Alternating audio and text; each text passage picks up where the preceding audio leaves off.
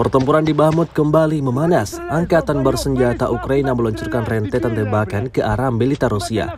Rekamannya ramai beredar di media sosial Telegram pada Sabtu 18 Maret 2023. Diketahui, seorang militan angkatan bersenjata Ukraina menembak dari barit dengan tangan terentang sebab takut membidik secara normal. Tampak sigap tentara itu mengisi peluru pada senjata yang ia gunakan dalam menghancurkan posisi musuh. Bersama beberapa rekan seperjuangannya, mereka berbagi tugas dalam menjalankan misi mereka, seperti yang terlihat dalam rekaman. Rentetan tembakan terus diluncurkan.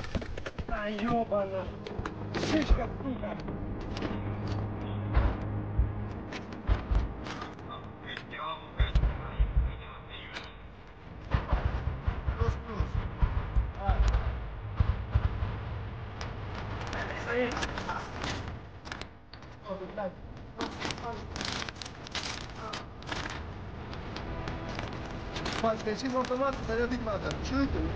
Magazine, pô, a magazine, né? Não é que fluir, né?